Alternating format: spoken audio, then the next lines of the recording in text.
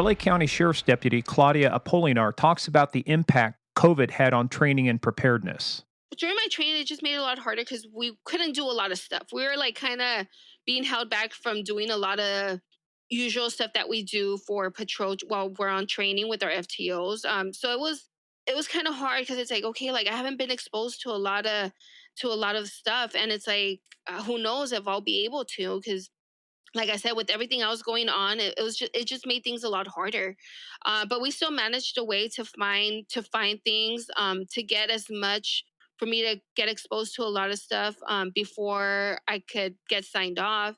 So eventually, I mean, we did what we could. In June, that's when they started. June, that I was still in San Dimas. I was like in my King car. So my King car, by myself already. My FTO isn't in the car. Welcome to Game of Crimes.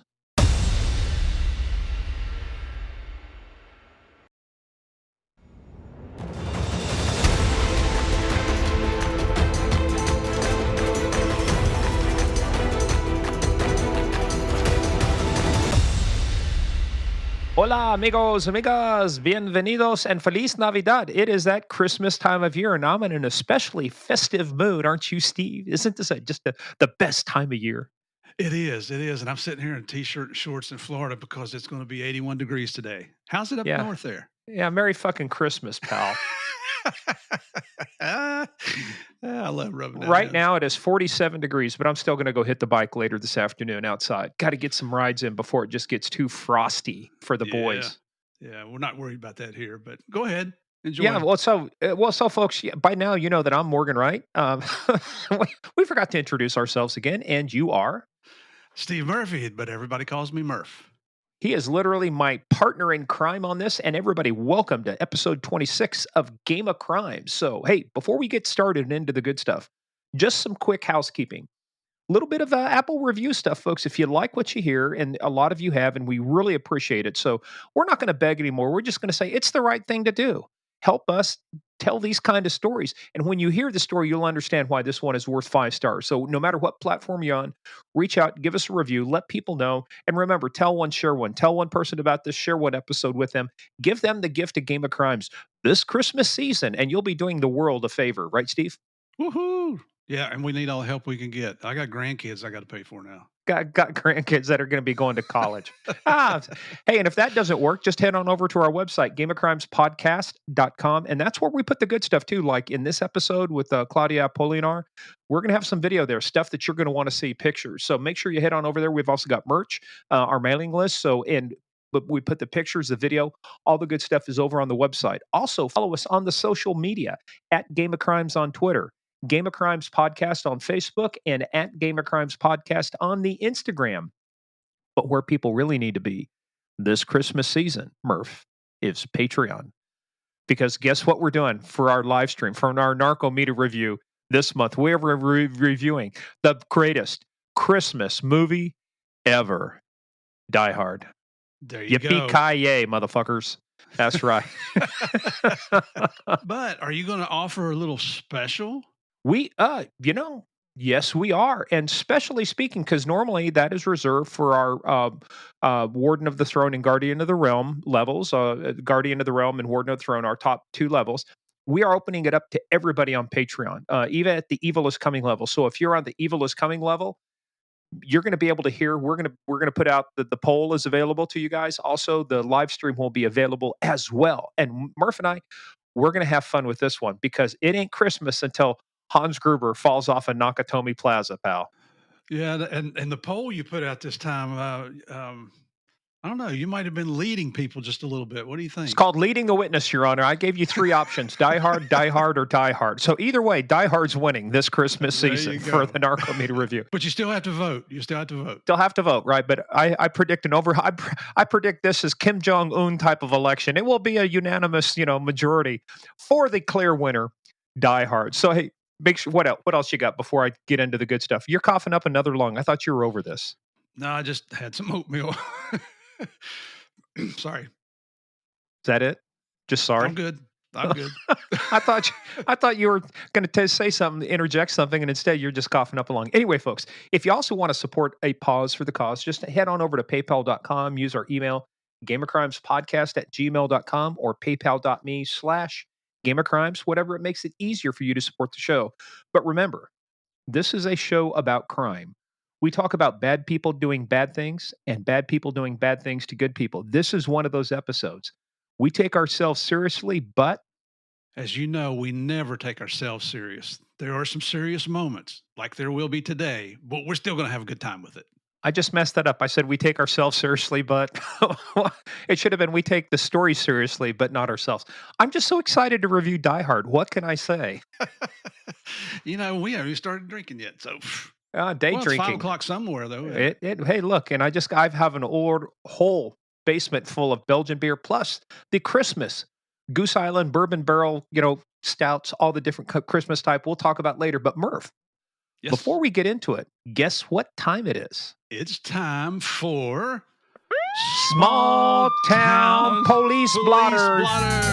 You're getting slower and slower the more you're in Florida, pal. We gotta speed this up. I can see you on the video screen. I'm waiting for you to do something. It's like there's a delay here. Hey, so my buddy David Scott sent this in. It's not small town. It's not a small town, but I guess an airline would be a small town because there's like 200, 300 people on it.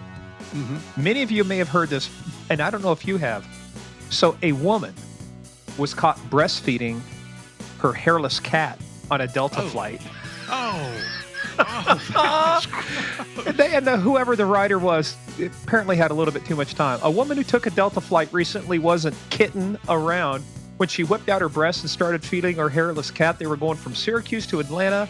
When she was caught breastfeeding her feline on the plane, a flight attendant told her repeatedly to stop and put the cat back in its cage. The woman was refused. They sent a message. Actually, the flight attendant, her name is Ainsley Elizabeth, was on board, went to TikTok to explain what went down. She said this woman had one of those like hairless cats swaddled up in a blanket so it looked like a baby. Her shirt was up and she was trying to get the cat to latch, and she wouldn't put the cat back in the carrier, and the cat was screaming for its life. Well, no shit. Oh, my gosh. What? I don't know what to say to this one. I know. Oh, my God. Well, the funny thing is it wasn't about, it was about putting the cat away, not about putting something else away. That's kind of funny. Not going there. So anyway, hey, but going from the very specific to something that's a little bit harder to define, guess what, Steve? On January 24th, there was an assault reported at 2:30 p.m. in the 1500 block of Auburn Way North. Two students of an unspecified gender told police they were assaulted in some way on their way home from an unspecified school by an unspecified number of assailants, perhaps sustaining unspecified injuries or none at all. Police didn't say. Well, was there a crime committed? It was unspecified. Can't say. They didn't say. Why even write that crap up? Oh, man. Well, hey, speaking of writing crap up, guess what? At 9:50 a.m., there was a report of a rabid woodchuck on Devonshire Lane. But police got there, and guess what, Steve? Fortunately, it wasn't a rabid woodchuck. It was a porcupine that was not sick. Oh, that's not good. I think I'd rather go up against the damn woodchuck. Keep them porcupines away from me. But speaking of making corrections like I did earlier, there was a correction from a headline in a small town newspaper. So, Steve, a headline on an item in the February 5th edition of the Enquirer Bulletin incorrectly stated stolen groceries. It should have read homicide. Well, you can see how that happened. If you can, explain it to me. There I was, murdering a kumquat, when I was approached by the police, Oh, my gosh. I know. God. I guess whoever printed that, I guess, is probably looking for a new job today, huh? They probably are, but guess what? Now it's time. We're going to finish up. Guess what, Steve? It's time for What Year Was It? This comes to us better known as Embarrass Murph. Let's go. Look, maybe you'll get whacked as bad as I hate Michigan, and they beat Iowa yesterday in the college football or in the Big Ten playoffs. Ugh. Anyway, this comes from the Dexter Messenger out of Dexter, Missouri on June 13th. You have to figure out what year it was.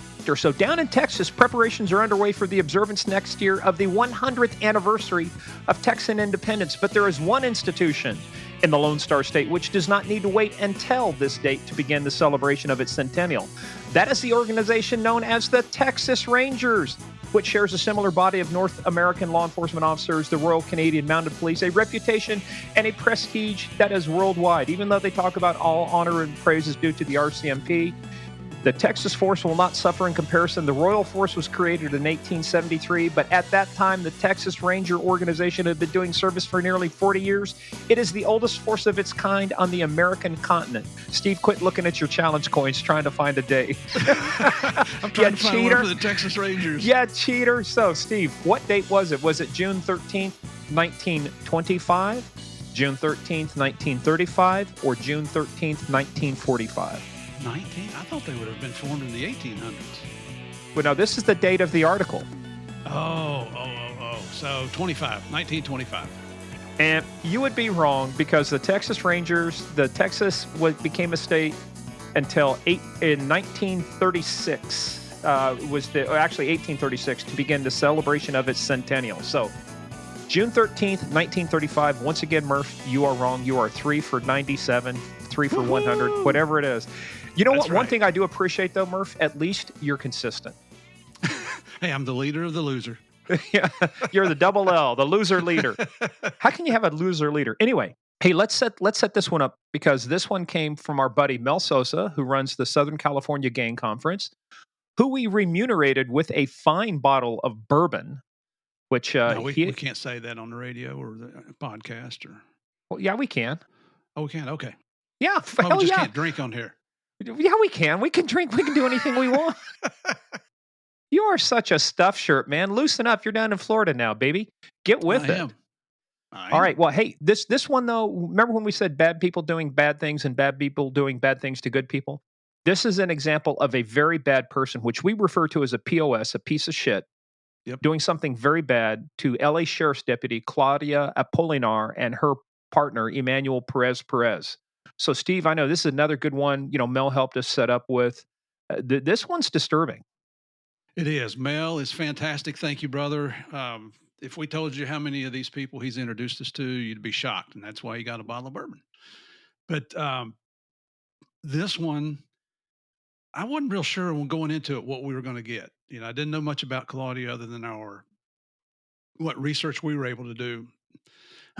Wait till you hear her story. I mean, already, Morgan, this is one of the most motivational things I've heard after what they went through. And we're not going to do the details because you're getting ready to hear the story. But as you know, there was an ambush. Her attitude towards her assailant is unbelievable. I mean, it's phenomenal. When we finished up the interview with her, and this was over a 4-hour interview that Claudia gave us. So this is going to be a great 2 episodes for you guys. At the end, I was so proud of her. I've never even met this lady, and I'm so proud of what she did and the way she's handling life and this whole incident. She's very, very young. She's relatively still new into law enforcement, but she already knows what she's going to do. She's going to tell you that at the end, so we won't spoil that either. But I am just so proud of what Claudia and her partner accomplished that day. Yep. By surviving. And, you know, and Morgan, you and I know hopefully we're going to get the opportunity to meet Claudia this year at the Southern California Gang Conference in 2022. Yeah, Claudia and Alex Collins from our previous episode 25 or 24. You know, Rick Massa was 25. Yeah, so let me tell you what, if she's one thing, she is the definition of persistence. And that persistence is what paid off for her saving her life and her partner's life. So, Murph, got to ask you one question. Are you ready to play the biggest, baddest, most dangerous game of all, the game of crimes? Absolutely. Everybody get in, sit down, shut up, and hold on. Let's bring on Claudia.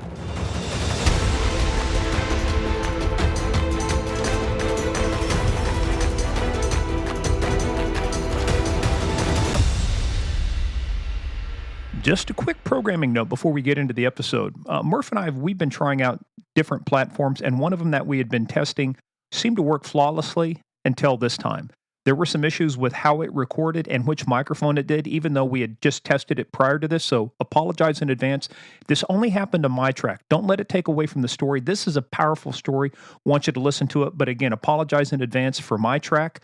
This will not happen in any future episodes. So stay tuned. Here we go. You know, Steve, we're kind of falling into a rut. I mean, it seems like our last few podcasts, everybody we talk to is from California.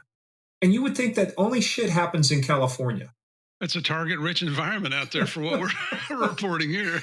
It is well, and no pun intended when we say target-rich environment, but there is a lot of stuff going on. But this one today, look, we've got this story. We've got another story coming out. Another female officer, very similar story. You guys are going to love this. And so, you think we ought to bring her in and let her tell her own story, Steve, or do you think we might do a better job telling her story for her? Oh no, she's got to tell you herself. I mean, wait till you hear this lady's her attitude about this whole thing, her graciousness. You are setting a standard here that I'm not used to in law enforcement. Well, and the fact that she's willing to put up with a couple of us, that says speak. So let's bring her onto the podcast, Claudia Apolinar. Did I say that right, Apolinar? Yes, you did. Hi, everyone. Welcome, Claudia. Claudia, Thank you. You are like famous. Oh, you know what? I was listening. I was just telling you before we started the recording here. I was watching on the internet here one of your interviews that you did on another podcast with the Border Patrol. And then when I logged into here, I'm so amped up I could get up and run circles around the house right now just to calm down. Watching your shooting, I was watching the video footage from what took place that day.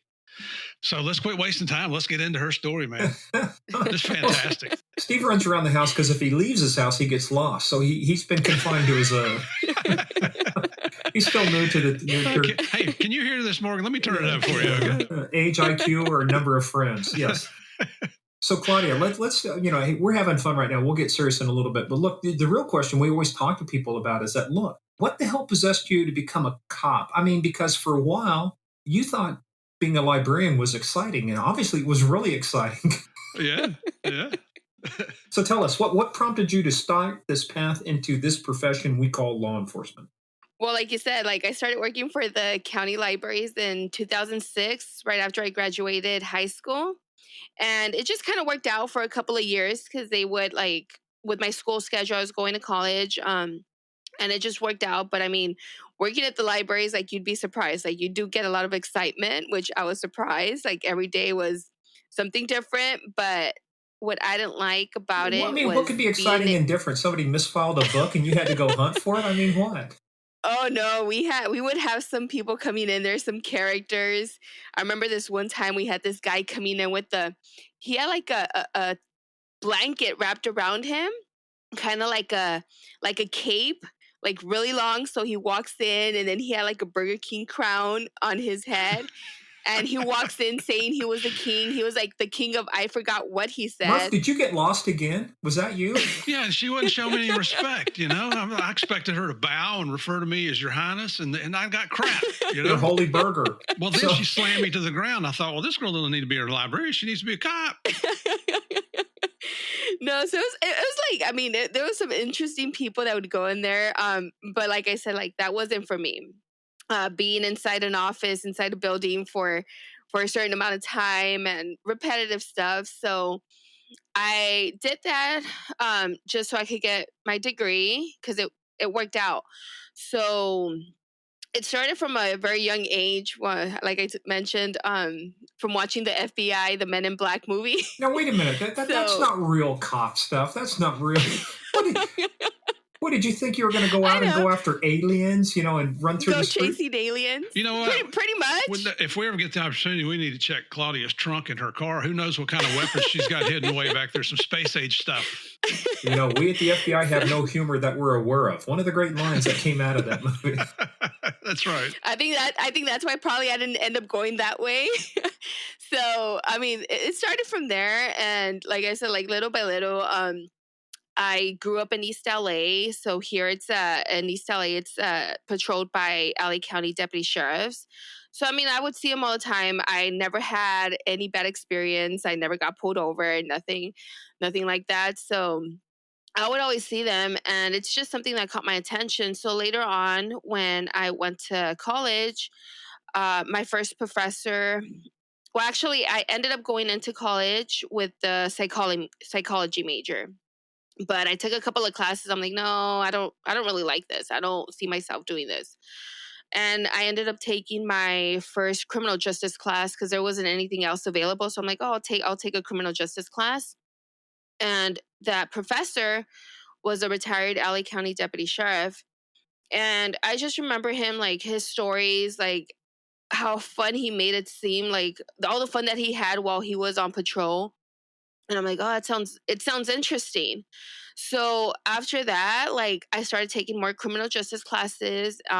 More of my professors were in law enforcement, and the same thing, just hearing their stories, all the fun that they had out on patrol. So I'm like, oh, this sounds fun. It's like every day is something new, and even though it's the same call, it's still going to be different. It's not going to be the same as a previous call. So I started testing. I took my first, I applied for the Sheriff's Department. I believe it was like in 2010, 2011, just to get a feel of what the test was like. Okay, look, don't make us feel so damn old. In 2010. Hell, I was almost retired from 38 years in law Oh my enforcement. God. You weren't even born when I started my first job. Oh my gosh. Hey, also, Claudia, what college did you go to? We forgot to get there. So I went to California State, Los Angeles, but I didn't end up graduating from there. I ended up transferring to Cal State Dominguez Hills. Yeah, and that was because at that time, like I wasn't able to change. Once I decided to change my major, I wasn't able to. So the only option was to transfer or get a new major. So I ended up transferring. Um, so yeah, like I said, like I took my first test just to get a feel of what the exam was like, but I knew I was like I needed to finish my degree. I passed the written test, and the next step was the oral interview. And they just basically told me like, oh, you just need to get more experience, like go on a jail tour, ride along. And I never went because like I said, at the same time, I'm like, okay, I want to get my degree first, and then once I'm done, then reapply. So fast forward a couple years later, I reapplied, took the test again, passed it, and I failed the physical test. I wasn't able to do any push-ups. I wasn't in shape. So Was that because you were partying too much in college? Yeah, I think so. I didn't have that much. I'm like, I didn't know what to expect for the physical test. So I'm like, no, I'll reapply. Like now I'm ready. Well, if there were 16-ounce curls, drinking that beer, you could have done that, right? But no. Never. We'd never do anything like that. Oh, no, of course not. I got disqualified, and then from there they told me, they're like, oh, well, since you applied for security officer, do you want to take that job? I'm like, yeah, sure, I'll take it. I didn't know what it was about, but I'm like, well, it'll get me into the department. So I ended up going to a 5-week academy for security officer. And from there, I got assigned to Martin Luther King Hospital in Willowbrook. Tell us a little bit about that area too. And at some point you get married. So also let us know at what point you get married, during this time, because, you got a lot of things going on. So tell us about this Willowbrook area and Martin Luther King.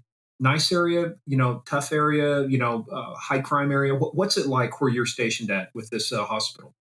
It's during the academy, that's when I got married. So, and my son was probably like 2 years old at that time. A year? No, he was 2 years old. He was 2 years old, and you don't know how old your son is? I mean, I forget. It's like I have to go back son, and I have to count. Mommy loves you, but when's your birthday again? And how you're 26 and still living at home? Get the hell out of here! It's like I had to go back and I had to count.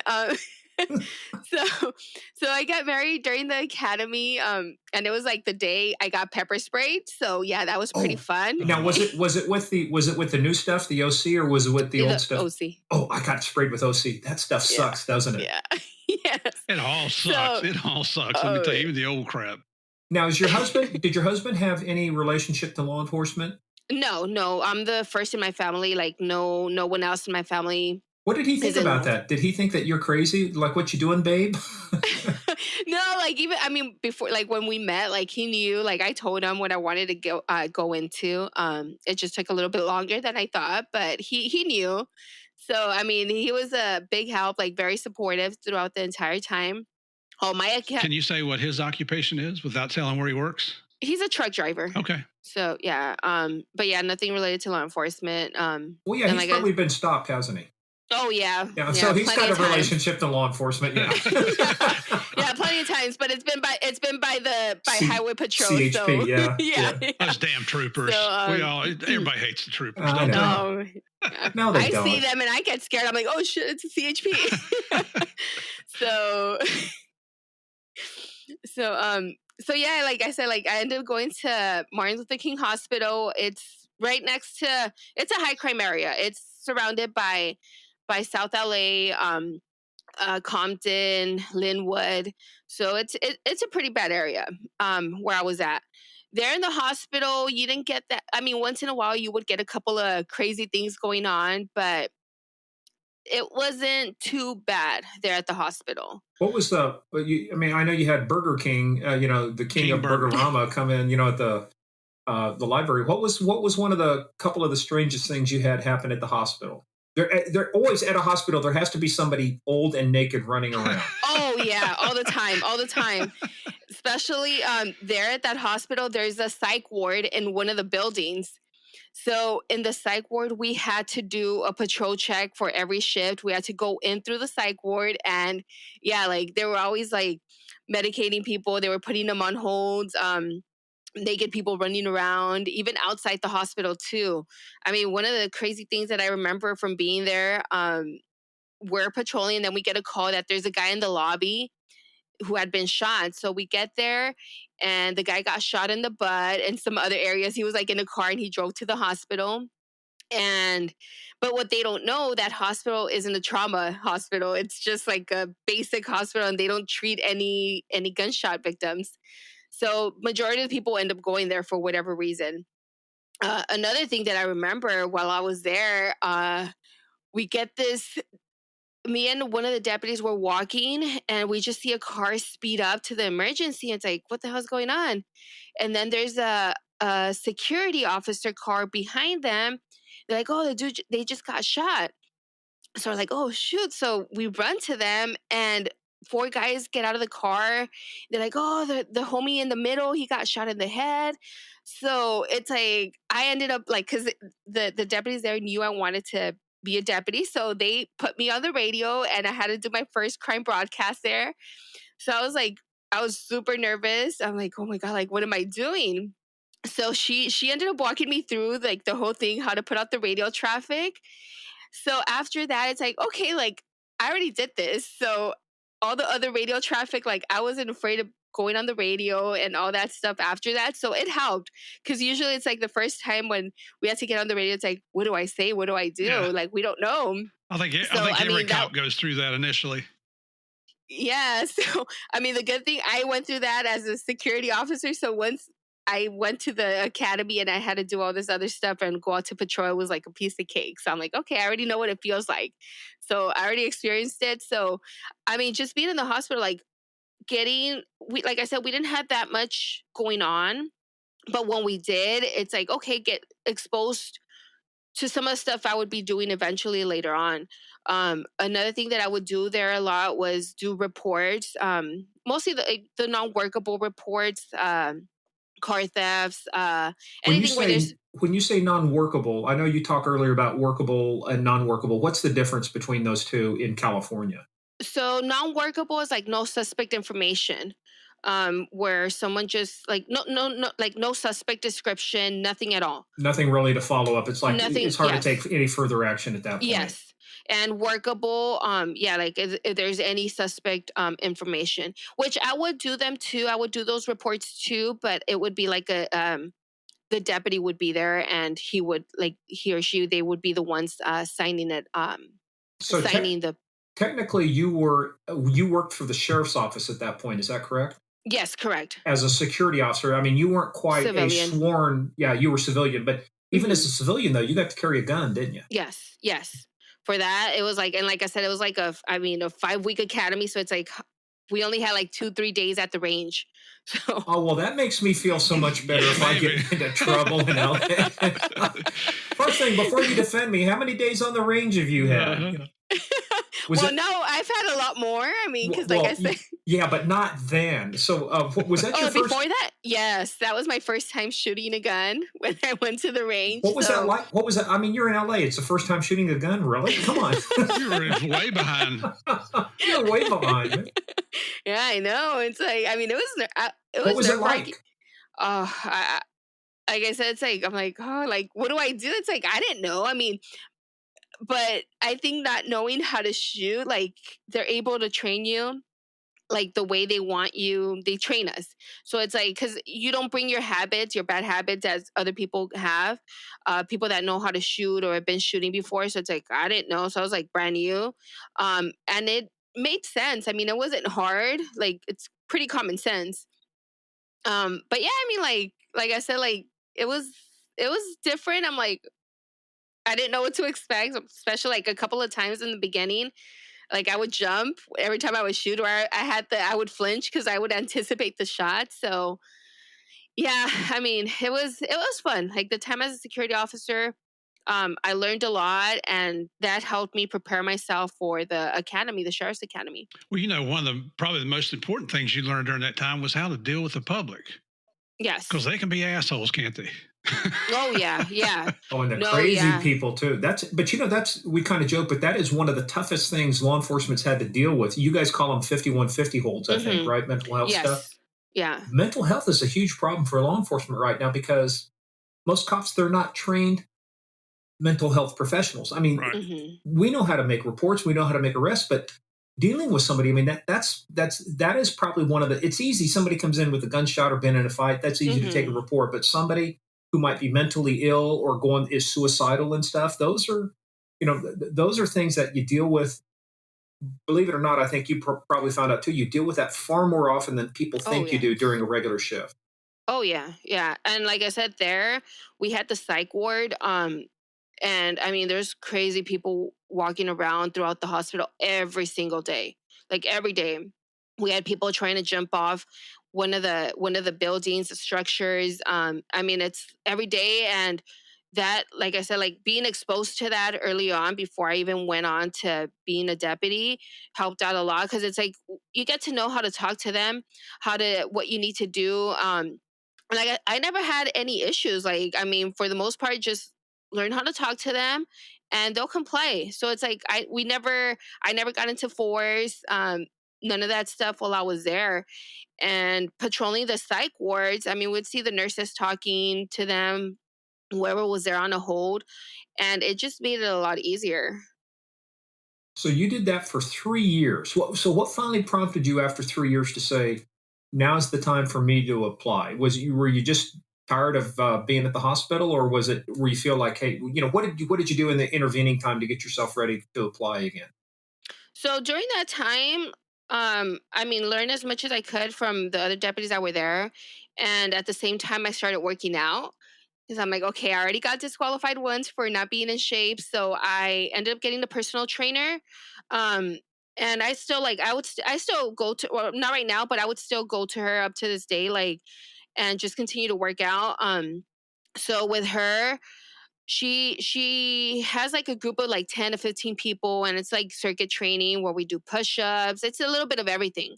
So I did that for about a year before I actually applied, reapplied again because I had to make sure I could do my 20 push-ups, run a mile and a half in like 13, 14 minutes or less, and do like 30 I forgot how many it is, but like 30 sit-ups or whatever it is for the physical test. And just to make sure I was in shape for the academy, because I'm like, it's not just the physical test that I had to pass, but it's for the academy too. So I just prepared myself as much as I could. And then once I knew I was ready, that's when I reapplied again. And from there, it took about almost a year. I want to say like 11 months before I got called So to you mean the, from the time you applied till the time they got back to you was like 11 months? well, for me to start the academy. Oh, okay. Like do all the tests. I had to redo all the tests, like the psych test, the polygraph, the medical, all that. I had to redo it because it had been a while since I did it for the SO Hey, academy. let's talk about that for a second because back in our day, nobody did polygraphs, to start off. But Thank now that's kind goodness. of a yeah, I don't know if I could. Well, I could pass one now because I'd be truthful, but I think what I told him I did might not. He stayed the hell away from Yeah, us. he tells the truth, but we still don't want him. So when you did your first polygraph, see what's always interesting. A lot of people don't understand what the purpose of a polygraph is, but when they brought you in, what things did they cover with you on your polygraph? So you fill out a form. It's a form like with questions, and then they ask you the questions, whether you answered yes or no, or like whatever it is that you answered, they ask you that question sometimes like 2, 3 times in a different way, just to see if you say something else. I mean, I was nervous because it's like, oh, it's a polygraph. Like, I'm like, what if I don't pass? Even though I know I haven't done anything, but it's still just nervous, like nerve wracking, having all these wires on you, and but it's basically like those questions that they ask you 2, 3 times, and in a different way. Mm-hmm. Yeah, and I think the biggest thing they always look for in a polygraph is not what you've done, but are you truthful about what you've done? Because if you lie then, you'll lie later. Yes. If your integrity's in question, you're not going to be able to testify in court. Yeah, they call that giglio now. We'll talk about that later. But the other thing too, people, when we used to do them is people say, "But I'm so nervous." Don't worry. If you've got nothing to hide, and over time, when people hear the questions, they realize, no, I'm being truthful. You watch their nervousness go down. It's the people who continue to lie and have to prevaricate, which, Steve, that means lie. That's just another way of saying the word Who lie. you talking to? You talking to me? yeah.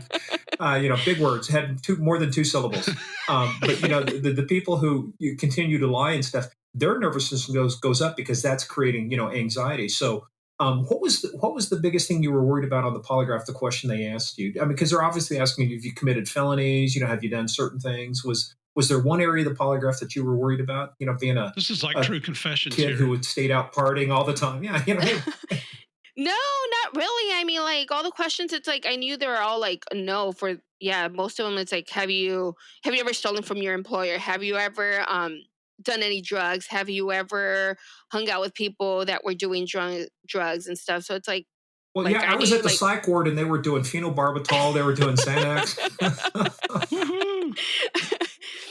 No, it's like I wasn't worried about it at all. It's just like just having all these things. And then the investigator that I had asking the questions, he was pretty cool, pretty relaxed. He's like, no, just relax. I mean, the thing that got me when he told me at the end, I was like, what? Like when I found out, he's like, hey, like you should probably go get your heart checked because there was like something that popped up about like my heart. So I'm like, oh man, like, is something wrong with me? So after that, like, I ended up scheduling an appointment with my doctor.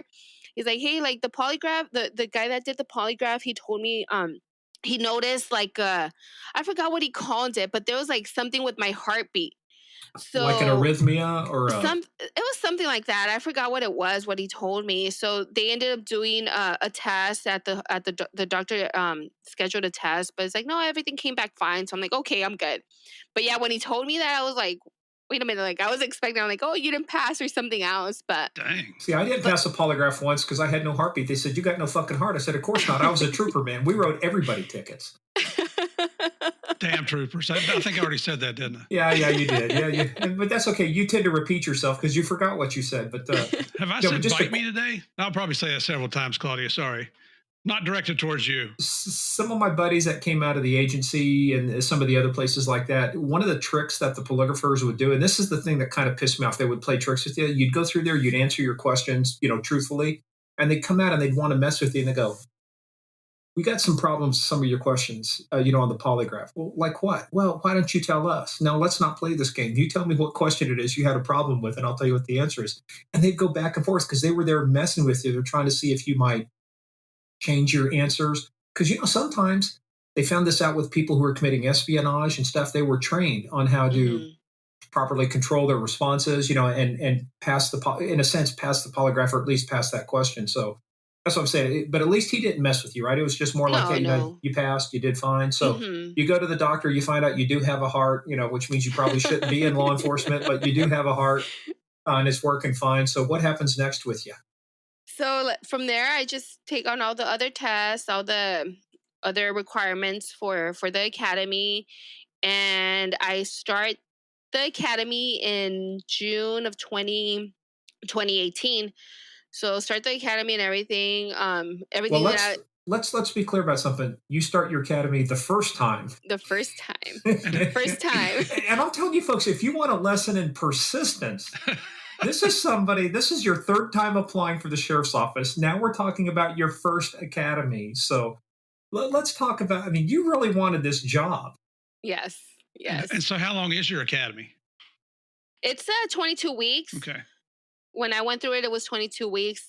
It changes, but during that time I was 22.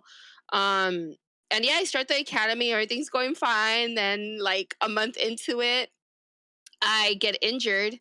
So I pull my hamstring and my groin, and I didn't say anything. I'm like, okay, I could do this. Like I wasn't gonna mention anything to my drill instructors because I'm like, I know they're gonna send me to go get checked out with the county doctor, and then I won't be able to participate in the PT. And if I don't participate, if I get 7 failures, I'll be disqualified. So I didn't say anything until it got really bad eventually from all the running and all the workout and everything. See, now as a guy, I'm sitting here going, how does a woman pull a groin muscle? Normally you think guys pull groin muscle. So what happened? What were you doing that led you to wrecking yourself like that? Because the other thing you did is you covered it up, didn't you, Deputy? I mean, you covered up vital information necessary for the sheriff's office to fulfill their obligations to the community. You covered up an injury. Yes, because I'm like, okay, like I've already applied so many times. I'm like, for me to get kicked out because of this, like it's not gonna happen. So I don't remember the exact moment, but I want to say it was like during the time our track where we would do our circuits was a dirt track, and it had holes everywhere. And I want to say maybe that day when it happened, we didn't get enough time to stretch out because there was times where we would take forever dressing up, and our instructors would just take us just straight into the workout. So after from doing a sprint, that's where I felt like I pulled something, but I'm like, oh, okay, like whatever. I didn't think much of it until eventually, like that's when I started feeling it where I couldn't even get up. Like when every time I would have to get up from my seat and walk, it would take me like a couple of minutes for me to actually start walking good again. Cause I was limping, but I would try to hide it. And like I said, like it just got really bad. We're in week 12. No, actually it was before that because my drill instructor saw I was having a hard time with the exercises. She's like, Apolinar, what's wrong? I'm like, oh man, like I had to tell her because she could tell. So I told her, I'm like, I think I pulled my hamstring. So they stopped me that day from working out. They sent me to the doctor, and yeah, they told me it's like, oh, you pulled your hamstring and your groin. You're not going to be able to work out. No running, no carrying anything heavy.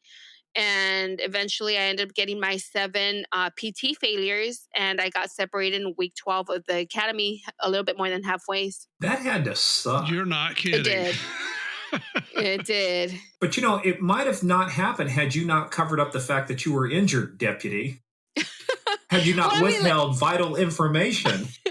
Well, either way, I mean, like they were gonna hold me back, like from working out, like regardless. Yeah. But I'm like, well, at least I got a little bit more into the academy, and I know what to expect. So I'm like, the second time around, I'm like, I did so much already, so it's like, okay, like the second time around, it won't be a surprise. Now, did they keep you on because you were you an employee of the sheriff's office at that point? I went back. So when I got separated, that was September of 2018.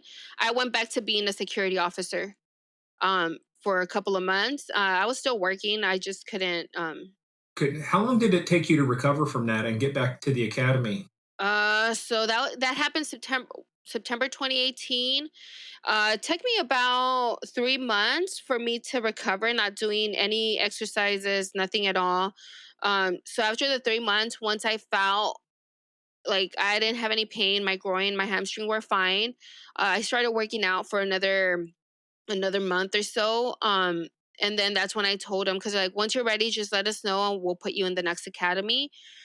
So once I knew, I'm like, okay, my body is healed. I should be fine now. I worked out, so I'm not out of shape when I start again. And I started my second academy in February of 2020. So we've got 3 times you've applied. Your second academy, I mean, you got to be going into this going, okay, please God, just whatever, just let me get through this academy. Just let me get through this. Yes. Or show me what job I'm supposed to have, because this one doesn't seem to be working out too good. Maybe a librarian. Doubtful you'd pull a groin being a librarian. Yes. No, it wasn't 2020. It was February 2019. See, I have my years messed up. It's like right now that I'm not working, I don't even know what day it is anymore. That's all right. So. Well, and now your son's probably 18. You've missed him growing up for the last. How old are you again? Probably. I'm 33. No, I'm talking about your son. I go, how old are you again? See, you knew how old you are. You just don't give a shit about anybody else. You, husband, whatever. I don't. You just come tell me when your birthday is. I don't want to.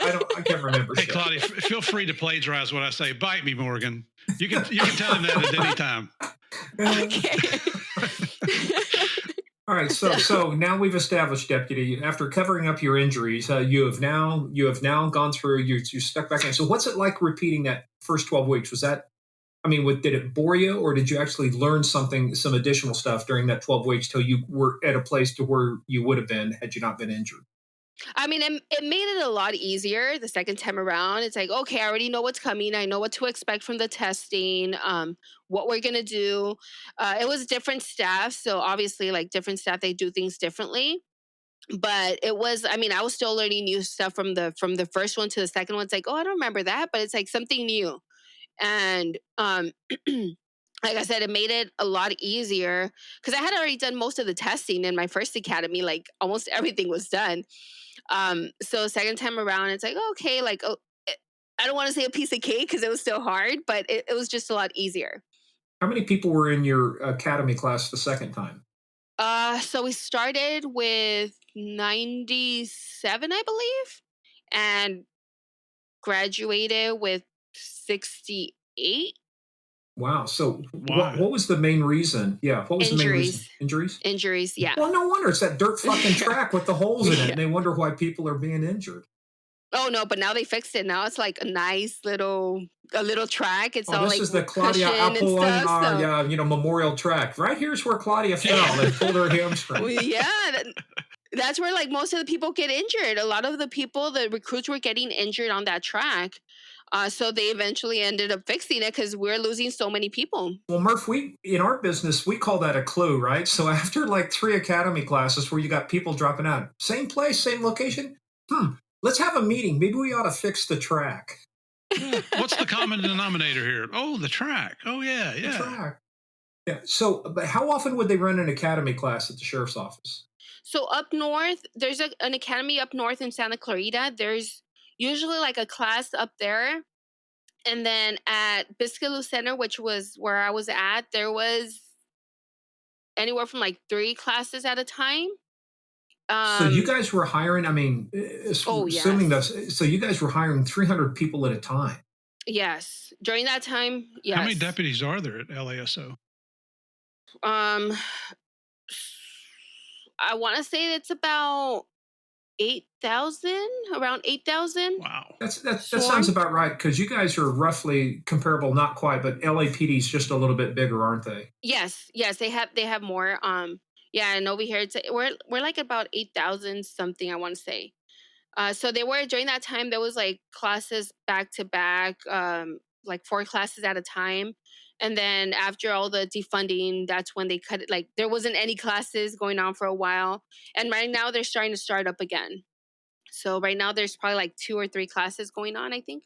So when you went through the academy, what was the best part about what did you like best about going through the academy, even the second time? Oh man, it was fun. Like, I mean, just every day it was like something. It was like something funny, like with one of the recruits that we're always like. I mean, the bond from the second class compared to the first one. The first one, I didn't really feel a bond with anyone. Even though I was there for 12 weeks, everyone's just kind of like they're doing their own thing, just wanting to graduate. The second time around, like, I mean, I still talked to pretty much everyone in the class, and we were a lot closer. We were a mess, but we were a lot closer. I'd say you're pretty well known in the sheriff's office now after the incident we're going to talk about here in a little while, huh? Yeah. No, I mean, like, we were such a mess that we didn't even have a class motto because someone we still don't know to this date, no one has confessed to who actually wrote one of the mottos, which was "Si se puede." That was... Someone submitted that and the instructors got mad. So it's like, oh, you guys aren't having a motto at all. And for our non-Spanish speakers out there, translate for us, please. Yes, we can. Si se puede is yes, we can. Mm-hmm. So that kind of like after my incident, that kind of became our unofficial official motto. What's wrong with that? I mean, were they telling you couldn't do something and you guys were being smart asses and saying, yes, we can?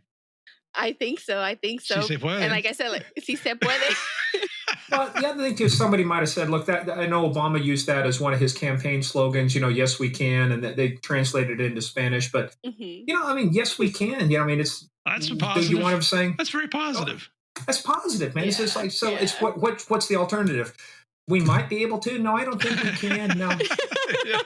My class motto was not our problem. Call the police department. No. No problemo. So you had the unofficial class motto. But what was the toughest? What's the thing you did not like about the academy? I think what the hardest part where I did have to retest was the shooting, of course. So I didn't pass the first shooting. When we had the shooting test, I didn't pass one of the tests. So I had to go back an additional week. For like 3 days, we had to just go up there and practice, and then we had a test on the 4th day. So I'm like, oh, like I can't be separated for this. Like, I just thought I was like, so many things going on at the time. I mean, thankfully, I ended up passing. Another thing I was worried about was the wall, the 6-foot wall, where, I mean, like, I wasn't like one of the females that was like in the best shape. I wasn't, but I mean, I could still run, do everything else. But the wall, I couldn't do the wall. And I just had such a hard time, like from the very first time that we started practicing. And that was like going through my head the entire time. I'm like, oh, this wall can't stop. Like, I don't want this wall to stop me. Like, I did all this, and then for me not to be able to jump the wall. So I would go, like, the academy where I went, like, it's like 5 minutes away from my house. So on the weekends, I would go and practice jumping the wall to see what technique I could use. So yeah, that's what I did. Like every weekend, like almost every weekend I was going up until like week 20. That's when we tested, when we had the obstacle test. And I mean, thankfully that day I gave it all I had and I ended up passing. I was like, what? Like, I was surprised, but it was just something where throughout the entire time I'm like, I could be kicked out of the academy again for the wall, for not being able to do this. So how tall are you there, Claudia? 5'5". So that was a 6-foot wall, and you realize you got to grab up, you got to reach it, go over it. So it's a little bit tougher for folks who are 5'5". So what was your winning technique? What did you finally figure out to say, this is going to get me over the wall? So I ended up getting shoes for the wall. Like the shoes that I had, they were kind of slippery, so I couldn't get a good grip. Whenever I tried to, so I could throw my leg over. So I ended up getting some shoes that had a little bit more grip. And that helped me. Like that helped, along with, I think the technique that I used was a chicken wing. Jump up, put my arm over it, and then just flip over. But it was that, like, just finding the technique and the right shoes. Because I said, like, the other shoes, they weren't working for me. Like my feet. Did you get those shoes that have the steel spikes on them? As in you could dig them in the wall? Like, is that what you're talking about here? I wanted to. Or some with like glue on the heel. Yeah, well, so let's recap up until this point. You've applied once. They told you go get more experience. So you went to the hospital. Then you applied twice. And you were disqualified on that one, right, for the physical fitness. So you worked out some more, you continued working, then you applied a third time, you got hired, you went through the academy the first time, you covered up an injury, which should have been told to the instructors, but we're going to just leave that for now. You had to go back, you did the second one, and then you had a problem with the wall, which you worked on, and then you had to go back and repeat basically a week of firearms training to take the fire. So you've done all of this. So let's cut to the chase. Did you ever graduate fully? Eventually I did in July 2019. Well, yeah, I mean, you got to remember, she must be the best trained officer out there because she didn't do a 22-week academy. She's got 37,000 weeks of training under her belt. 34 weeks in the academy plus extra 5. Holy cow, you ought to run the academy. By this time, I was like, I'm an expert by now.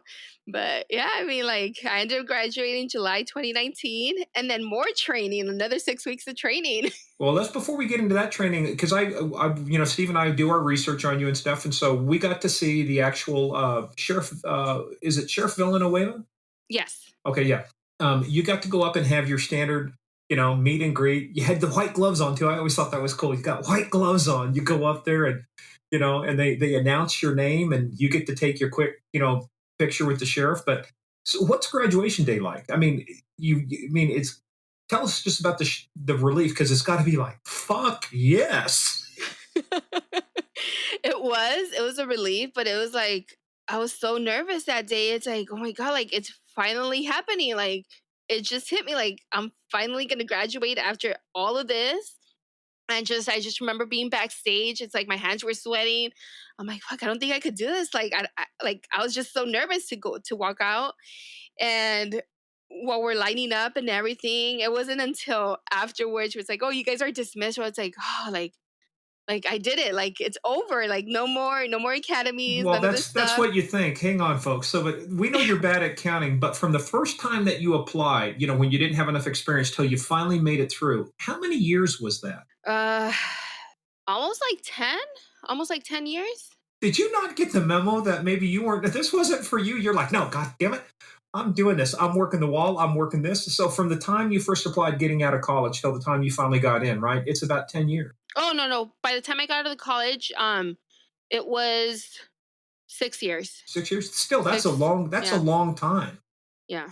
What gave you the will to just continue? I mean, why didn't you just throw in the towel and say, hey, ring the bell, I'm done? Why didn't you just quit? Because it's something that I've always wanted. And it's like, I wasn't going to give up so easily. So it's like, this is what I've always wanted to do. And I don't see myself doing anything else besides this. And it's like, okay, like, I know I don't want to go work in a library. I don't want to be a teacher. I don't want to be a nurse. I don't want to be none of that stuff. Like, I never saw myself doing that. That never caught my attention. And like I said, like, this is something I'm like, okay, I'm going to be a deputy because I wanted to work in the community I grew up in. And that's what I always looked forward to. Wow, man, just the persistence alone to get you there. I mean, I think that is going to be an underlying theme, and that's going to serve you well, obviously, a little bit later when we start talking about the shooting. So, but you graduate. So tell us now, with everybody, and especially you're a large county, there are so many places you can go to. So what's the process once you graduate of finding out? Well, first of all, not everybody gets to go to the road right away. I mean, there's usually some exceptions, right? But one of the first things you have to do is you got to go work the jail, right? Yes, correct. So once you graduate, you get sent to another 6 week, they call it jail ops, like mini academy. And there they pretty much just teach you everything that you need to work custody. Um, so you either go to custody or you go to court after graduation, but most people get sent to custody. Why is that? It's just rare whenever unless they're like, they really need people at courts, they'll send them there. But for the most part, everyone goes straight to custody because that's where they need most of the people. Like I said, everyone from my class, we all got sent to a custody facility. After the 6 weeks, I was assigned to Century Regional Facility Center, which is a women's jail in Linwood, which is also in the same area that I worked at, where the hospital is at. So I'm like, oh, okay, like, I already know the area, so it wasn't too bad. I go there. I have to be on training. Like, I'm on training for like 3 months. After those 3 months, I get signed off training. I'm there for an extra month. And during that time, I was like, I didn't like custody. Like, the first week I got there, I'm like, no, this isn't for me. Like, it's like another, like, working the library, but with different people, where it's like like, you're there from a certain time to a certain time. Like, it's repetitive, same thing every day. You do your roll call, pill call.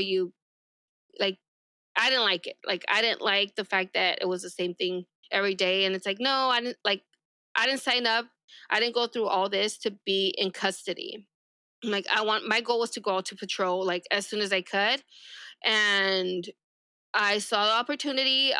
During that time, we had to pick 6 stations that we wanted to go out to, and I put my stations. Like I said, like I always wanted to come back to East LA. That was my number one station. Um, but the list is a lot longer.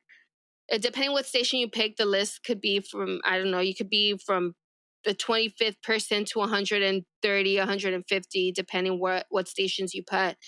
So at that time, hearing from other people, Transit Services Bureau, TSB, is one of the fastest stations that get people out to patrol a lot faster. So I'm like, you know what? Screw it.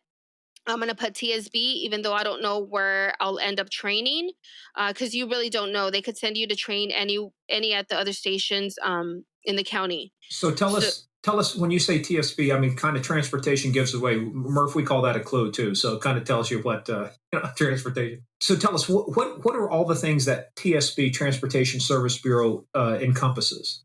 So for TSB, they're in charge of the trains, the metro trains, and the buses that run throughout the county. So any buses that pass through the county area, the trains, they're in charge of those. If they get any calls, they're the ones that respond. Before, I used to be throughout the entire city, the whole county, but then they split it up. So now LAPD has the pieces that run through the city. They're in charge of that, and we're in charge of all the other county areas. Would you actually have deputies on trains and riding, or was everybody either on foot or in vehicle, or would you actually have people stationed on buses and trains?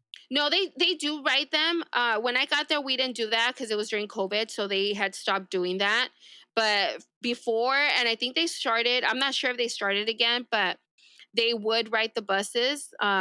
They would write the bus, and then they would also write the trains from whatever station to another station. But they do that. So it's a high visibility type thing, right? Yes, yes, and then also on the platforms, like you have to do your patrol check on the platforms. Walk the platform, come back, and pretty much it. That's what they do. When before you go too much farther down this, when you applied for TSB, were you allowed to apply for other positions as well? Yes, I put some of my stations that I put, like I said, was East LA. I believe I put South LA, Compton. I forgot the other two that I picked, but I picked a total of 6. So I'm like, whichever one gets me out quick, like I'll be good. Um, and like I said, TSB, they're the ones that pull the fastest. And I was like the number one on the list for them. So I got out. I did 4 months in jail, and I came out to patrol I did in January of 2020. See, only a deputy would say I did 4 months in jail and not even flinch about that. I did 4 months on the inside before I got I could do 4 months standing on my head. That's true. That's true. So you were in jail for 4 months, is what you were saying. Yeah, Yes. probably from covering up your injuries from prior. The TSB, you said you were number one on the list. Why were you number one on the list? Did they do it by seniority? Did they do it by class rank? Or how do you become number one on a list? So it's by seniority. Whenever you start, whenever you like, I believe they go by graduation. Whenever you graduate, or when you start no, I think it's when you start the academy, the academy for the sheriffs. That's when the start date, they go by that, I believe. And then if there's like several people in the same class, then I believe they go by county seniority. So if you've been in the county longer, then by that. And it's like they have a system of what order you're placed in, but usually it's by seniority. Wow, if they'd gone back to the first time you took the test, you'd have like 13-year seniority right there. Oh, yeah. You would have been a 4-star general. Yes. Oh yes. Yeah. She's got so much seniority, she outranks everybody in her whole section here. That's it. No, and my employee numbers are really low, so it's like, they're like from 2006, my county employee numbers. So it's like they're like, oh, you've been on for this long. I'm like, no, I only have like 2 years on.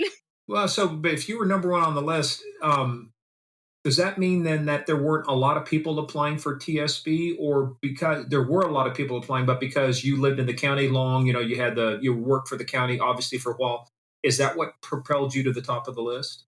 Yes, I mean, and there was other classmates from my class. There was other classmates that put TSB also, and they were just like right below me.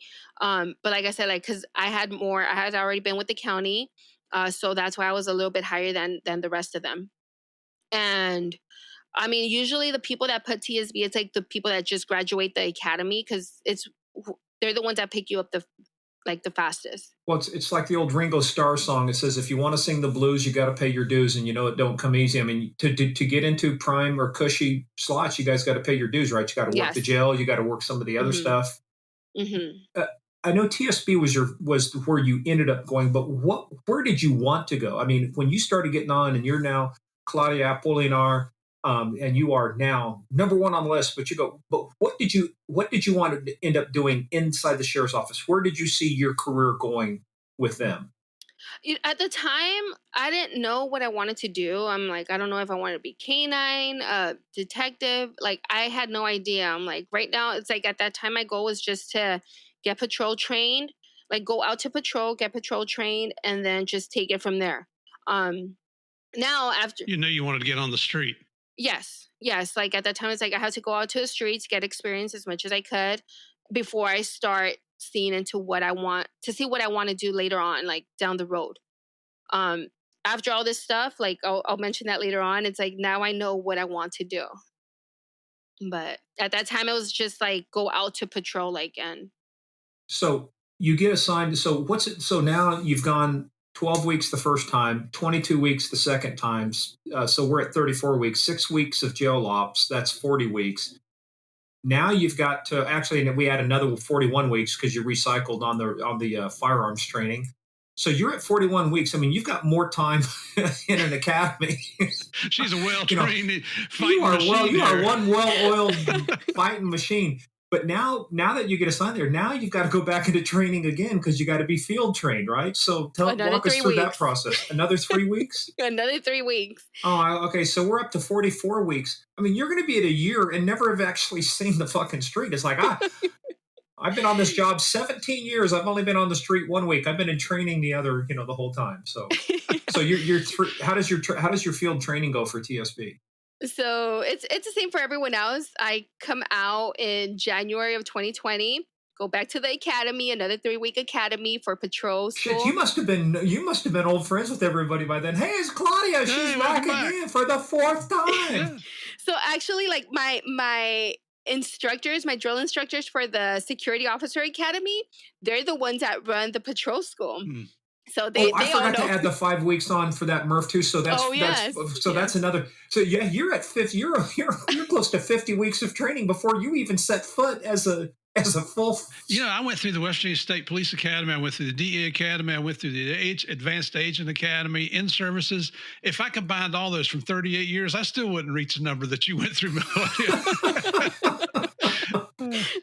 You like training. Okay, we've got that part figured out. I do. I mean, it helped me when I needed it the most. It helped. It kicked in, so I can't complain.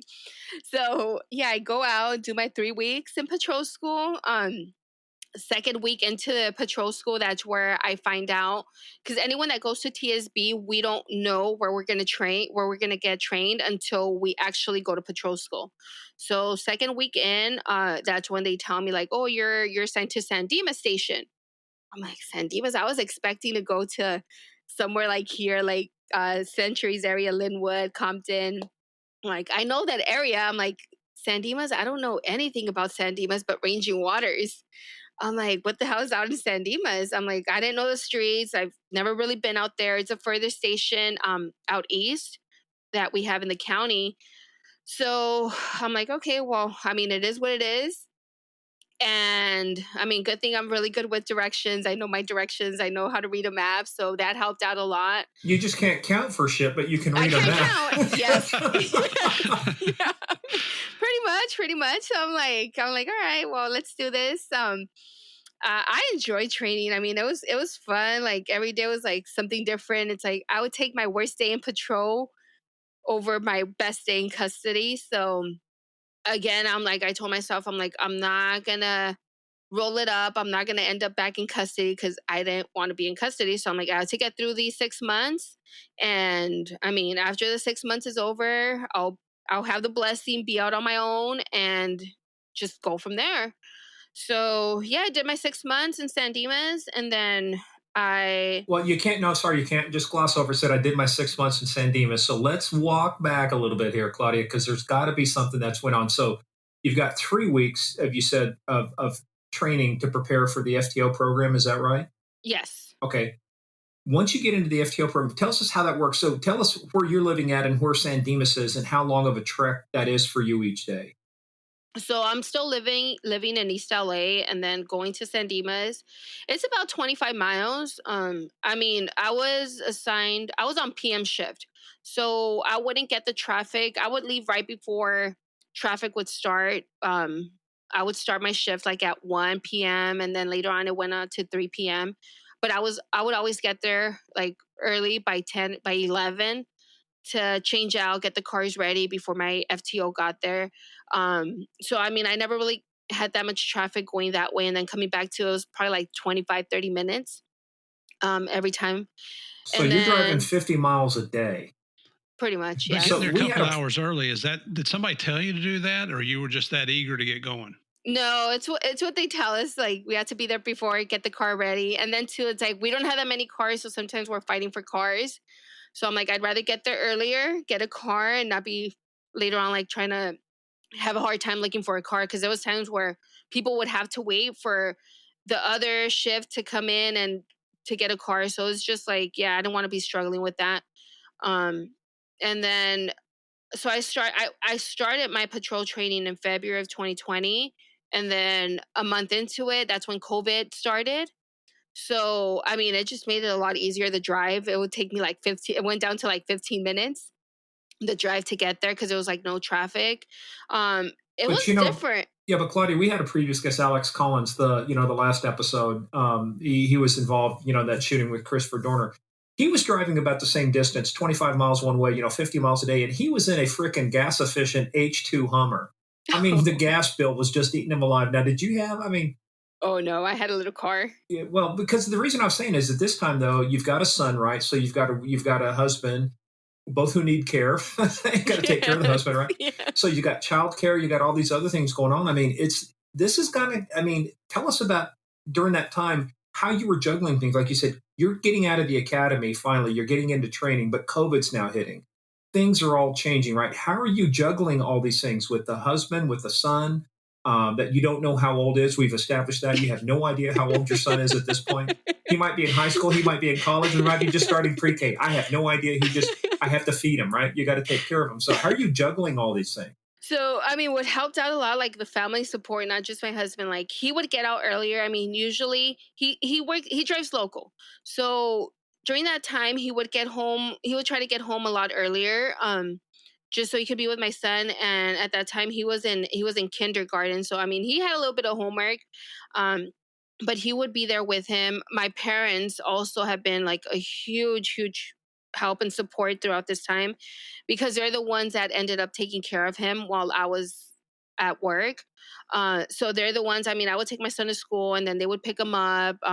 My mom would pretty much do everything. Like she would do everything while I was gone at work, and then by the time my husband would get out, like he would just stay with my son and do the rest of the things that he needed to do, like the homework, shower him. I would leave everything prepared, food for them. So having my parents around, like that was a huge, huge help where I didn't have to like struggle with who's gonna babysit, who's gonna like where do I have to take my son with like I mean people sometimes that you don't know. So just having them around, and even to this day, I mean, it just made things a lot easier. I mean, hearing from other people, like some of my friends that have kids too, and it's like it's hard for them because it's like they don't have the same support. But like I said, luckily I've had the support there from day one, and it made patrol training a lot easier, a lot less stressful, and I think that was like a big plus in me getting through patrol training and not having to deal with all these other issues that come up from it. Do you have any brothers and sisters in the area? I have a younger sister. She's married. She has two kids too. She lives like uh, 20 minutes away from here. There's times, I mean, there's times where she would have to, like, I would have to drop off my son with her if my parents couldn't take care of him. But like I said, like for the most part, it was my parents doing almost everything. So you're driving out to San Dimas. COVID starts hitting. So we've got this whole basically, just don't want to say perfect storm, but a lot of things start happening during this time. So you're working that.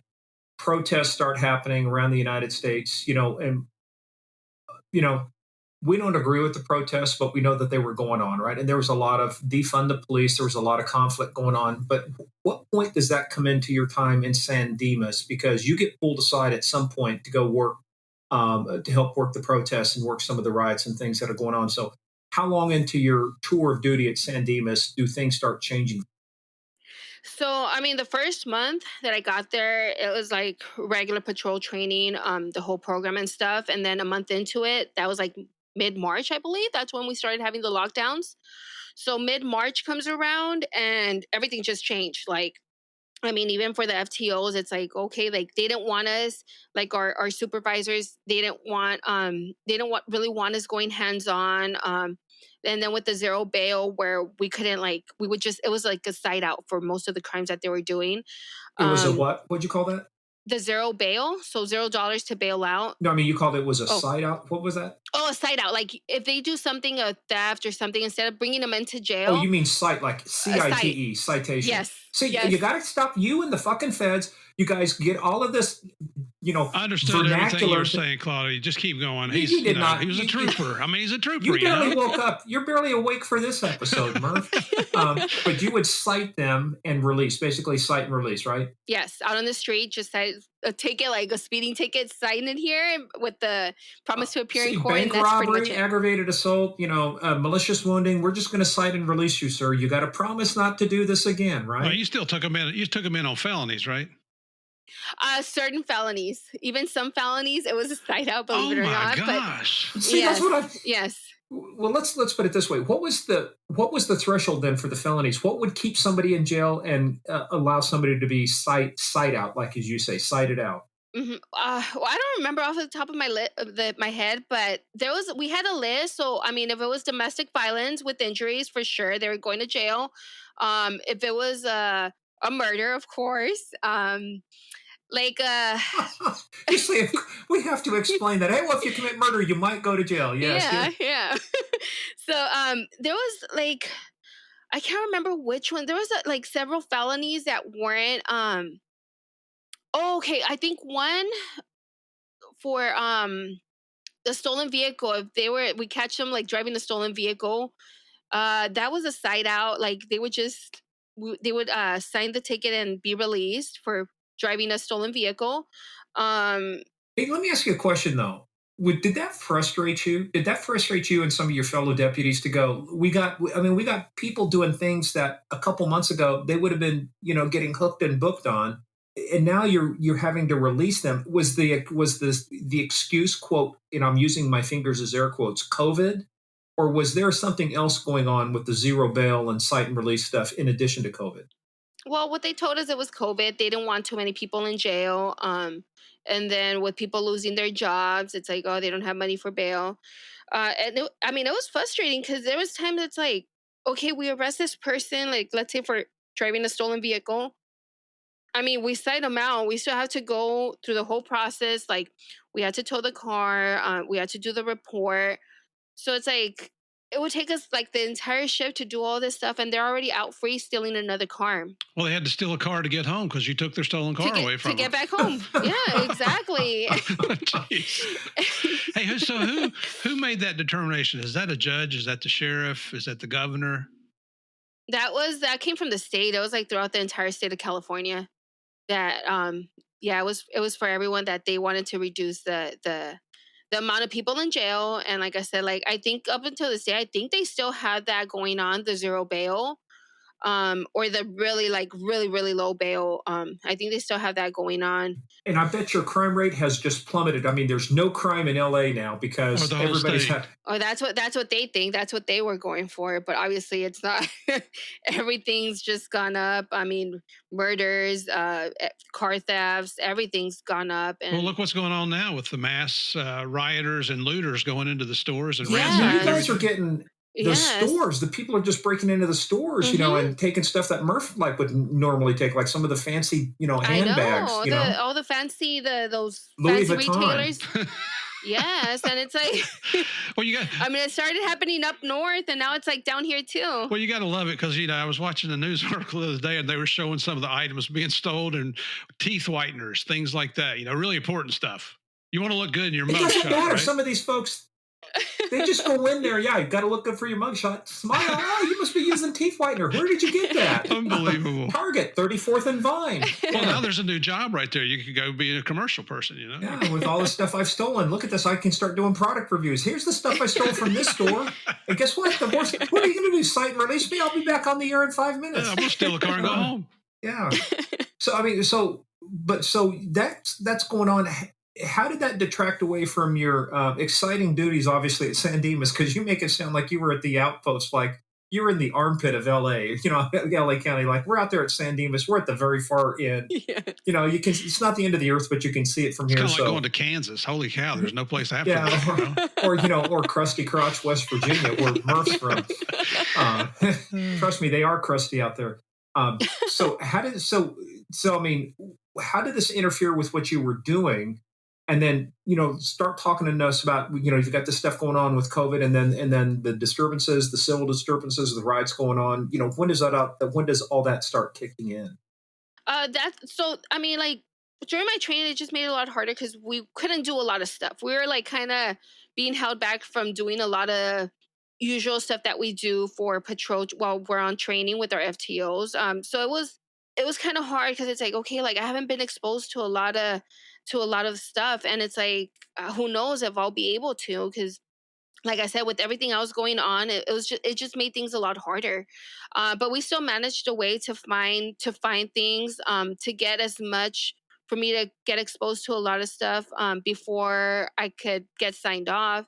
So eventually, I mean, we did what we could. In June, that's when they started. June, that I was still in San Dimas. I was like in my King car.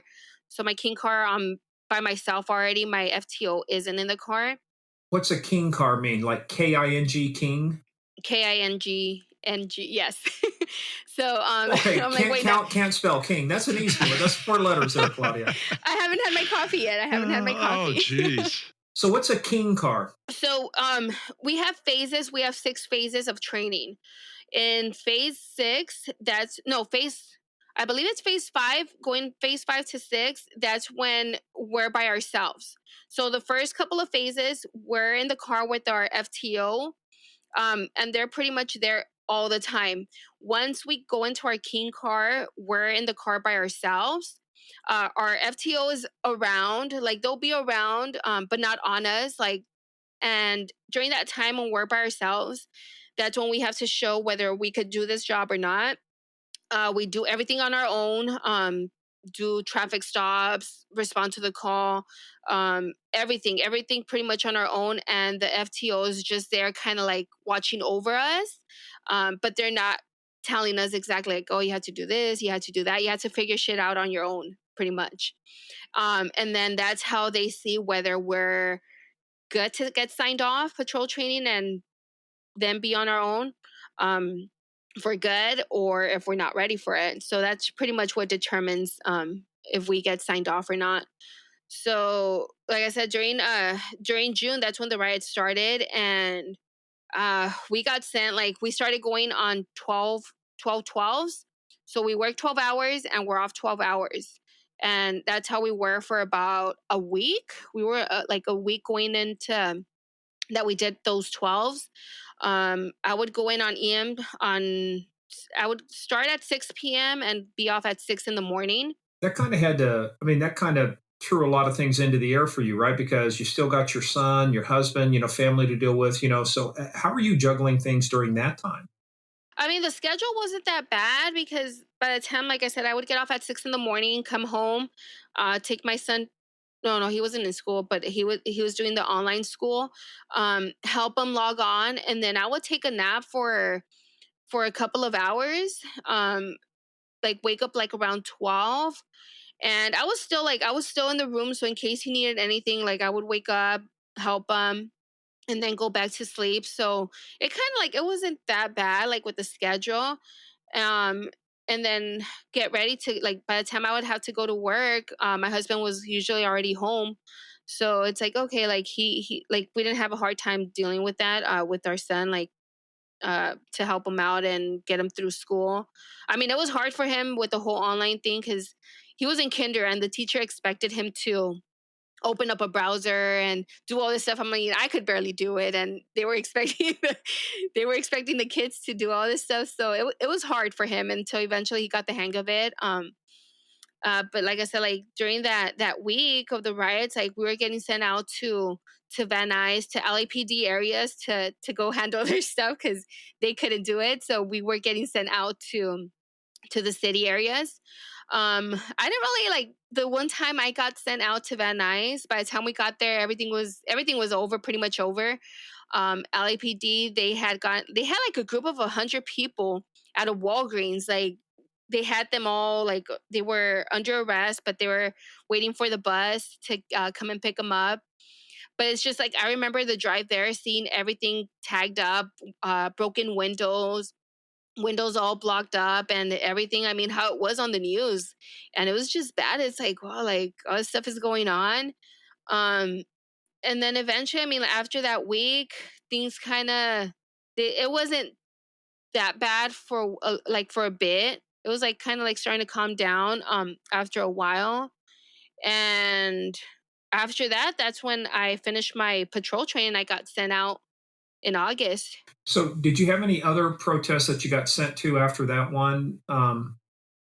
During my time at San Dimas, no, that was the only time it was during the George Floyd during that time when I was at San Dimas. But you talked about a couple interactions you had with members of the community. Now, this won't come as a shock to you because you already know this, but you're female and you're a Hispanic. And it's pretty obvious you're Hispanic, right? You're in uniform. You have what appears to be a Spanish last name, Mexican last name. But people were ignoring that, right? There were some people that were so incensed by the uniform they looked past the fact is that, dude, did do you see who is in this uniform? So that happened once I finished my train. Like I left San Dimas in July, towards the end of July, and I started at TSB in August. That's when I get off patrol training and I get sent back to the station where I had signed up. So I get there in August, and there that was the first time I'm like, I've never experienced anything, like I've never been told anything racist towards me, nothing at all. Even in the It wasn't. academy, right? Your instructors, everybody. I mean, as far as they're concerned, you're a deputy, right? Yes. It's like they don't even see if you're female or male. Like, I mean, we're all the same. We all get trained the same way. Um, so yeah, like I get to the area. I was at the station, which is in the Willowbrook area, same as the hospital. That's where the main station's at, where we have to report to, and that's where we pick up our vehicle, go to briefing and everything. So this one time I'm getting my car ready and it's parked outside where the public has access to walk by. And this African American guy comes up to me and he's like, hey man, like I have a question. I'm like, yeah, what's up? And I just like he's like, out of nowhere, he just asked me like, "Oh, are you Mexican?" I'm like, "Yeah." Like, why? What's up? Like, what do you need? And then he just went off. He's like, "Oh, fuck you, Mexican bitch! Like, fuck you." And I'm like, "All right, dude." Like, I was like laughing inside. I'm like, "Really, dude? Like, you come up to me and like for a question, and then you see what race I am, and it's like, oh, never mind. I don't want to ask you." So he just walked away and just started like telling me a whole bunch of shit. I'm like, whatever, dude. Like, I mean, it was just like I was surprised because it's like, okay, like this shit's never happened like ever before, and now all of a sudden it's like, I mean, with all the tension going on, how it's like, oh, they don't like blacks, they don't like Mexicans, and all this stuff. But there in that area, like during that time too, there was a lot of tension between blacks and Hispanics. Um, and it came. Why is that? Do you know the underlying reason why there was that kind of tension there? Was it cultural? Was it business? Was it gang related? Was it a factor of things? Do you know why that was existing? I think it's like gang related and just cultural. Like, I mean, I remember hearing like on the news, like these African American like teenagers going up to like Hispanic street vendors and robbing them, like throwing their stuff on the floor, going up to, there was like this lady, an African American lady that went up to an elderly Hispanic guy that was walking on the floor and just socked him out of nowhere. And it was happening. I mean, it still happens all the time, but it's like, I don't know why, like, especially in that area, like there in South LA, where it's mostly Hispanic and Black people that live there. But there's always been that tension. I mean, like, I grew up in East LA, so here it's like mostly it's Hispanic. For the most part, it's mostly Hispanic. So I never saw that here. I never saw any racism, like none of that stuff. But once I get down there where it's both cultures, and like I said, like I don't know why it's been like that. From what I've heard, like it's been like that for a while, and they just go at it. And I don't know if it has to do with gang or just cultural, like, but it's like that. um So you've got, I mean, so there's a lot of tension going on, and right, you're going. I struggle sometimes to explain why, we get to a point in society to where it's like you were just talking about, like the old men getting beat up. We hear so many stories of like the guy up in Boston, the 82-year-old that was beat up by a gang of kids. You've got Philadelphia, somebody was filming, recording a rape, a sexual assault that was occurring on a train, and nobody intervened. I mean, it just kind of, I don't even have any words for it anymore to say, have we just become a participation society where the whole goal is to participate in the recording of a heinous crime that's being committed against somebody? At what point do people go in and say, look, man, this is my community, knock it the fuck off, this is, let's keep things, sane here. Right. It's like it's generational too. You're having, the older people are accepting this or allowing that to happen, and the younger kids see that, and so it just passes on generation to generation. yeah, it's sad. Like, I mean, it's sad, like, especially like everything, all the hate. It's like, I don't know where it comes from, why. It's like, who knows? But it's bad. I mean, and it wasn't, like I said, like it was totally different when I was in San Dimas to when I went back to that area. When I was there as a security officer, I never had any issues like with racism, none of that stuff. Like, it was all good. Like, everyone, like, it was good. It wasn't until I went back. I don't know if it was like because of what was going on at the time with all these riots and shit. I don't know if that had to deal with it.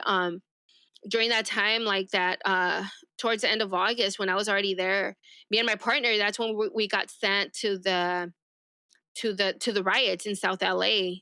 That's what that time. I mean, we were there in front of the South LA station, and it got bad. Like, it got really bad. I didn't see anything. Like, I mean, I got left behind, so I couldn't go into the action because I got left behind taking care of the cars. But yeah, it's when the rioters showed up with helmets and everything. And So why'd you get left behind? Because you were the rookie, you're the new person, or? no, it's just where I had my car lined up. They're like, "Oh, just stay here and take care of the other vehicles." So I'm like, "Oh man," I'm like, "I don't get to do anything. Like, I don't get to go out there." So that's why the sergeant that was there, he's like, "Oh, just stay behind." So I'm like, "All right, I guess." Um, Well, you didn't have any choice. Your sergeant told you to do I had that. no, yeah, I had no A choice. lot of our listeners may not quite understand that you want to get out there in the action like that in a riot. That's not one of the fun things to do in law enforcement. It's a horrible thing, to be quite honest. Yeah. So I mean, like, yeah, I was there that day, and like I said, me and my partner, we were getting sent out almost like every shift to the riots, like to the riots in South LA.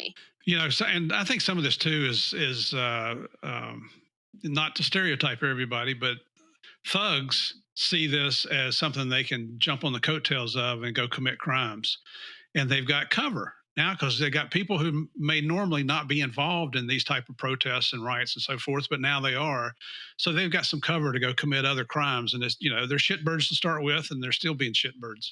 Well, but the other thing too is you've just removed any kind of deterrence when the most of the time it's cite and release. It's like, now we're going to let you go, or even if you do get picked up for a serious crime, it's zero bail. It's like, no, we're going to let you go, right? So it does embolden a certain. And look, this cuts across all racial lines. Before anybody starts going, oh, Murph and Morgan, they're racist bastards. You're a traitorous bastard, Murph, because you moved to Florida, but he's not a racist bastard.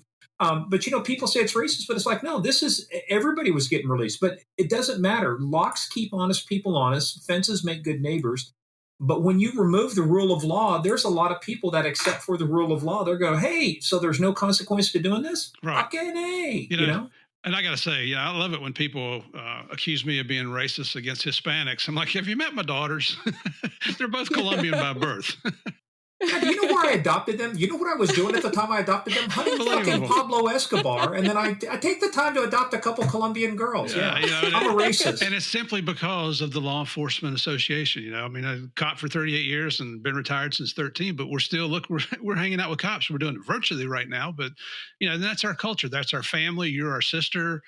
Morgan, we even brought him into the family, even though he was a trooper, and, every family's got the that standard one, right? For others to follow. I will blaze a trail for you guys to. I was a detective too. Don't forget that. He was a defective detective. Some stuff in the government, man. I was in Pakistan. I was in Turkey. I was in the Middle East. I was actually in Colombia. You are a turkey. Turkey. Well, let's get back to our regularly scheduled podcast, which is actually about you, Claudia. So, Claudia, my understanding too is that you didn't have to go through language school; that you could actually speak passable Spanish. Is that right? Yes, that's correct.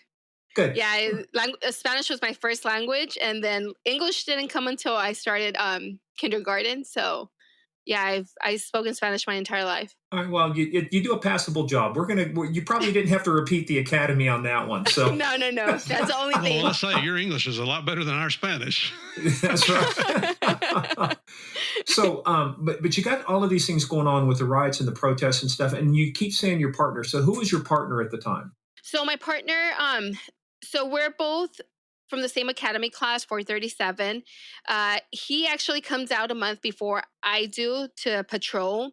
He trains at Temple Station, same process as me, goes to another station, and then eventually comes out to TSB, which is what he picked also to get out fast.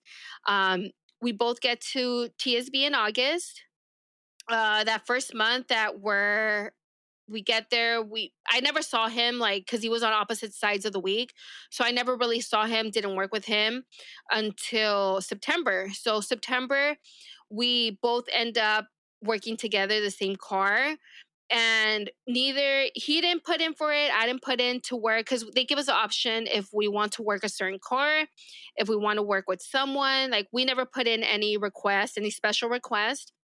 And we just find out that we both end up being partners, working 602 Frank. So my partner, Deputy Perez, he liked his name so much he gave it to himself twice. Twice. we called him Double Perez because there was a single Perez, so he was Double Perez. Double Perez, Double P. Double P. Now his first name is Emmanuel. Did you call him Manny? Emmanuel. Manny, yes, Manny. Manny 2 Perez. Manny Perez squared. We can come up with names for Manny all week long. Okay. Hey, Manny, your brother, man. We're just having some fun here. We're busting chops. So we both, like I said, we both get assigned in September to work together. And I mean, he had never been in the area before. He wasn't too familiar with it. So was he an LA native, LA County native? Yes, but he's out closer to the San Dimas area, further east where he's from. So that's why it's the first when we first started working that car in September, I was a driver for every shift until he got the feel of where the streets were, the major streets and all that. So yeah, I mean, everything was going good. Everything was fun. Was just remembering things from the academy. That's mostly we would just talk shit all day. Hey, when you guys would talk to each other, did you speak Spanish or English in the car? Both, a little bit of both. A little Spanglish. Spanglish. Yeah. Okay. So yeah, he's good with the Spanish too. And yeah, I mean, we got along great. We were on the same page. It's hey, because it's we wanted to eventually, once we were able to transfer out to a regular station, I wanted to go out back to San Dimas. He wanted to go back out to Temple where he trained. So it's let's do some police work. They didn't really want us doing much there. It was mostly they just wanted us visible at the train station. So if we did a traffic stop, if we had to go take someone into custody, it would take time away from being visible at the train station. So I'm we'll do what we can so we don't forget everything that we learned. Hey, so real quick on that though, were you guys having is the reason they wanted that visibility? Were you guys having a big problem? With the trains and stuff? I mean, was there any kind of a crime wave or a crime spree or things that were going on that necessitated them telling you, hey, don't go out and do a lot of proactive stuff. We want you maintaining, visibility here with the trains. Well, I had to do. I mean, there's crimes. I mean, things happen all the time on the trains. But also with the contract with Metro, like Metro pays. They're the one that fund TSB. So it's like more for visibility, so they can see that we're there. More to deter crime. So it's like, okay, they see us there. Like, people aren't going to be stealing stuff from other people, assaulting other people. So that's what. Well, these are. Is it right? Is it fair to say that these were not affluent communities where you guys were working? Yes, yeah, it wasn't not there where we were assigned to. I mean, it was straight, like, it was in the middle of the hood where we were And at. so people are probably afraid to ride the trains because they're afraid there Yes, might be a crime committed against them. I understand that. It makes yes. sense. No, yeah, and it's like, I mean, and it's kind of hard there because by the time, I mean, someone assaults someone with a deadly weapon in one train state in one of the stops, they get on the train and who knows where they're gonna end up. So it's like by the time we get to the victim to get information, the suspect's long gone, and it's like, how do we trace them? Like, it's hard. It's hard to actually catch the suspects there because they just hop on and take off. So you can understand why they want you that high visibility there. Yes. Yeah. So I mean, that's why it's like it made it kind of hard, but at the same time, like, or like, okay, like we'll do what we can to be proactive and actually not forget what we learned. So that was what we were planning for. It's like, oh, get a little bit of action, but not like too much, so we don't get in trouble or anything. So yeah, I mean, like, that was our plan. And like I said, like, that first week that we were partnered up, like, we were going to the riots every single day, so we didn't really have that much time at the three stations that we were assigned to, which were Compton train station, Artesia, and Delamo. So we were assigned at those three train stations for our car. What's the difference between these stations? They're not a long distance. They're some No, they're not. They're not. It's not a long distance. It's just like from one stop to the next to the next, and it's just like in a different city. But it's just like the furthest one, I believe, was Delamo, and then after that one it was a Artesia, and then after that it was a Compton one, and then it just went further north, and other cars were assigned to the other train stops. Were you and Manny the only two assigned to work those three stations? Yes, yes, we were the only ones. We had, like I said, we had other cars, like our sister car, that was assigned to the next three after our stations. They were in charge of the next three. So if we needed them, they would respond to our calls, or vice versa. If they needed something, we would go to their calls and just back them up. But for the most part, it was just us two doing those three train stations. Now, what kind of calls for service would you end up responding to? I mean, obviously things related to the train or TSB. What was the meat and potatoes? What was the normal kind of call that you guys would be asked to respond to? I mean, we would get, mostly it was trespassing calls. People jumping onto the train tracks, walking through the train tracks. It was those type of calls. Assault with a deadly weapon, um, robbery. A lot of people would, like, they'd be on the phones or they get their purses snatched.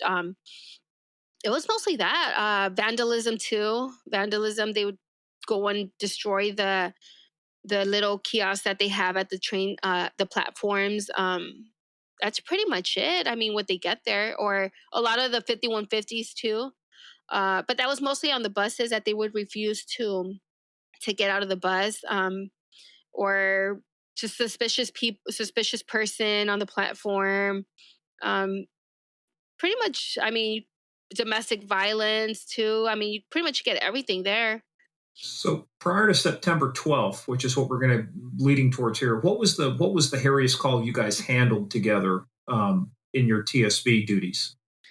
I don't think we handled anything. I mean, I can't remember handling anything, like anything that pops, like, I don't think anything. I mean, because like I said, like, we were hardly ever there. Um, and I like the I think the call that we actually did find someone. It was like a suspicious person, like slash 5150, that was walking around in the platform. But other than that, it wasn't like we didn't get anything that kind of stands out. What do you mean by flash 5150? Well, like it was a suspicious person, but they were, once we contacted them, they weren't all there. So the guy that we contacted, like he wasn't all there. He was a little crazy. So just offered him services. Like we have a med team, uh mental evaluation team. Usually when it's like that, we'll call them out, uh so they could respond, because they're trained. They ride with a clinical psychologist, or one of them. Yeah, they ride with them, and then they respond and they offer them services, or whether they put them on a hold. But by that time, it's like, oh, the guy took off. So I mean, there wasn't any crime, so it's like, well, okay, like you don't want help, like just let him go. It's hard to track. Yes, until they do something, it's hard to get somebody help because unless they're a danger to themselves or others, you guys are kind of out of options. I mean, unless they commit themselves, there's not much you can do, right? Yeah, I mean, he was fine. Like I said, like he didn't meet the criteria for us to put him on a hold. So it's like he didn't want the help. So it's like just pretty much let him go. I mean, there's so much we could do, and So let's start working towards September 12th. Because that's obviously a day that changed your life, changed, Manny Double P's life. But as you guys are walking, that's the reason we spent a lot of time kind of setting context, because while there's stuff going on, there doesn't seem to be a lot of stuff to where you guys are at. But there's still, I mean, you still got to respond. You've got to do your, your normal duties. You've got your routines. So let's talk about September 12th, 2020, right? 2020. mhm, yes. What kind of a day was that? Tell us about how'd your day start out. What was just walk us kind of through the beginning of the day. Okay. So I started that day. I had picked up overtime, like probably like a week or 2 weeks before. I had overtime for the day shift. Our regular shift was on PM shift from 2 to 10 p.m. So I started my shift at 6 a.m. The day shift, I was by myself. I was a bus car. I was assigned to the Santa Monica, El Segundo area. So I was like by the beach. I was on the west side. Just like any other day. I mean, did my stops, contacted bus drivers, Now wait a rode minute. down there. I thought you guys at LA made bank. I thought you guys made a ton of money. Are you telling me you have to work overtime to pay your bills to make ends meet? What? What? I'm shocked. Shocked. He's from Kansas. What does he expect, No, I mean, like, I didn't really like working the overtime, but I had to so I wouldn't get drafted. So I would pick up a couple of spots so I would have some overtime and not be drafted. It's like, oh, like if they didn't have someone, then they would get like, it's like, oh, you don't have any overtime. Like you're staying over for the next shift. So that's why I'm like, oh, okay, I'll pick up a few spots so I'm off that list. Smart. That's And a it smart worked. move. Well, it sounds like then that's the reason you were hiring these people all the time. Now, COVID sounds like it drastically impacted your ability to run academies too, right? Yes. So that's when they started cutting back with the academy classes. And a lot of people too, there were, I mean, with the COVID, like there was sometimes like between 10, 15 people from the station that were out on COVID. So it just made it hard. And it's like a lot of people. You had a staffing problem. You were down people. So that's the reason you had to pick up, either you put in for overtime or somebody was going to draft you to fill Yes. overtime. Yeah. So that's why it's like I'd rather pick my days that I want to work than them pick for me. And you get to pick the location also, right? Um, if it's available, if that spot's available, I would put like, oh, I would put the units I would want to work in, and then they would, if it was available, then I would get it. Yeah, Santa Monica's not But bad. it just made it a little bit It's easier. not a bad area at all. No. The beach, work on your tan, Hang out on the pier. get a little sunshine in. Yeah. No, that day I had my Chick-fil-A. I was eating my Chick-fil-A by the beach. So it was a pretty good day. Not bad. Yeah. So yeah, like I said, like it just started like any other shift. So basically your OT shift went off. I mean, there was nothing, just regular shift, right? Regular shift. And then a little bit before 2, I started heading back to the station to go pump gas, and then to go pick up my partner. Now, are you staying in the same car or do you have to switch out vehicles? No, same car. I was keeping the same car. It depends. Like if the other person, usually we have assigned cars too. But if it's taken, then I just kept my car, the car I had, because I had all my stuff in there and everything.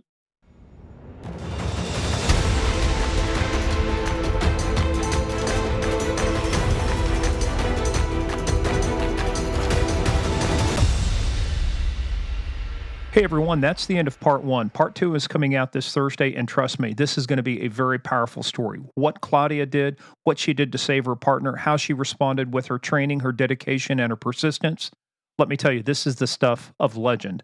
So make sure you check us out, gameofcrimespodcast.com, our website. Make sure you check us out on the socials, at Game of Crimes on Twitter, at Game of Crimes Podcast on Facebook and Instagram.